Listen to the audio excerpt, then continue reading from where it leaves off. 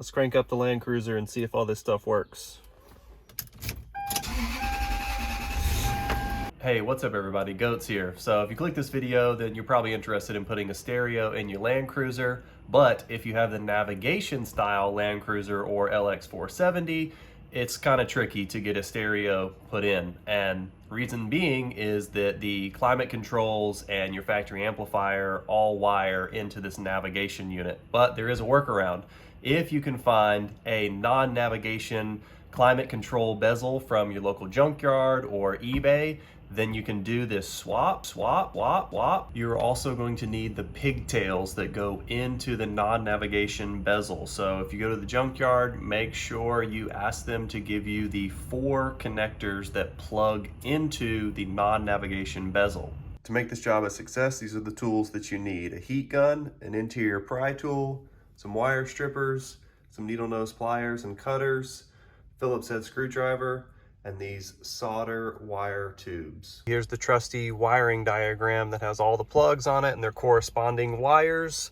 Thank you to RedJet and Albert Abadia for putting this together. And then I also added some of the handwritten notes from TXSunDevil on I Hate Mud. So some of these plugs were not filled in, where it says like rear heat unused, I6. That was something that TXSunDevil went through the factory service manual and added some additional wires. And I think that I have all of those wires. I'm doing this on a 2001 Land Cruiser. So you may be fine with just the original sheet if you have an LX, but for the Land Cruiser, you might have some additional wires. And the way to use this wiring diagram is if you look at the legend and you see it says plug A, the top number is the number on that plug that you're going to route to the new location.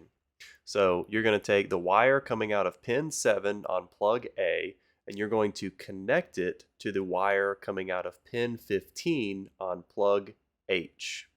Well, first things first, we got to get this guy out. There's 3 clips along the bottom, 3 on the top, 1 on each side. Just got my interior pry tool. I'm going to start at the bottom and try to pry this thing out.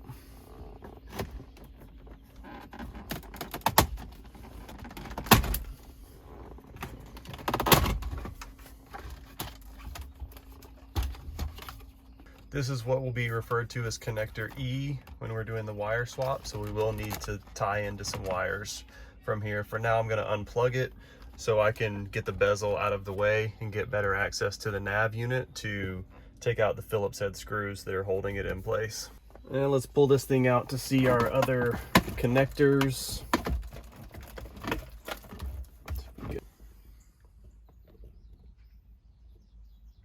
So you've got I, H, F, and G.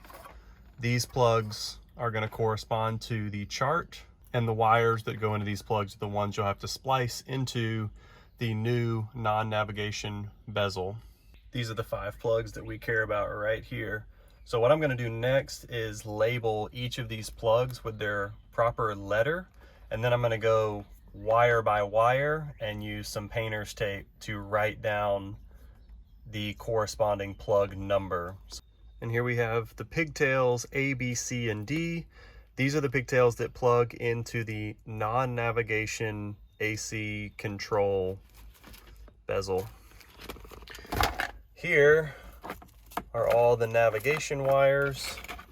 Got them all labeled.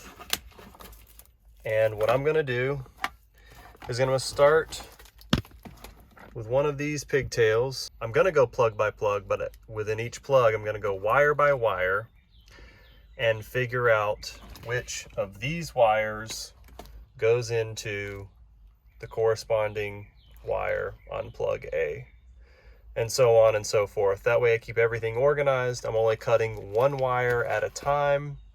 All right, I've made a few of the connections here, so you can see I'm just going wire by wire. These are all on the A plug, and I'm just checking them off as I go to keep things simple. And when you get everything checked off, you should have something that looks like this. It's a big mess right now, but the A, B, C, and D connectors are all wired in to the navigation wires. Now we need to tie off some of these unused wires, plug everything up, give it a test, and then organize some of these wires a little better. Got everything tidied up. Looks damn near factory to me. Temperature works, clock works.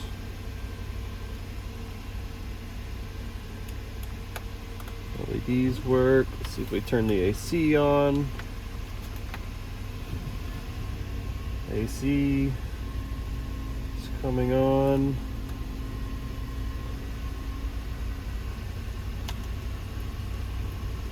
Hazards work.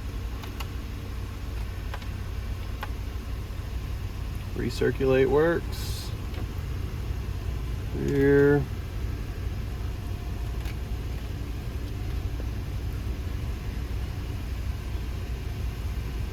Rear AC. Is it blowing back there? Oh, it's blowing. Well, there you have it. Everything appears to be working. We'll call this a successful swap from nav to non-nav.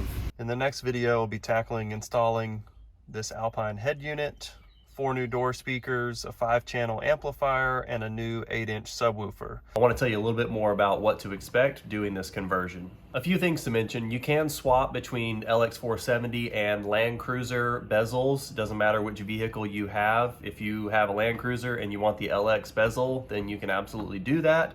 The main thing that you want to look out for is make sure that the climate control buttons match up. So some of the Land Cruisers and LXs have rear AC only. Some of them have rear heat and rear AC. So you want to make sure that the climate control buttons are the same. Some of them are going to have a rear button with a high and low LED, and the others are just going to have a rear with a single light on it. That's what my Land Cruiser is. It has rear heat and rear AC. So you just want to make sure that the buttons match the bezel, and then if you have rear heat and rear AC, you're going to have some additional wires, which those are noted in the diagram that's linked in the description. If you decide to go with the LX AC control bezel, then you will have to get an additional trim piece to fit your double din stereo. The Land Cruiser bezel does not require an additional trim piece. It's also worth noting that the navigation radio brackets do not work for a double din aftermarket radio. So you'll have to source the non-navigation radio brackets to use your aftermarket radio.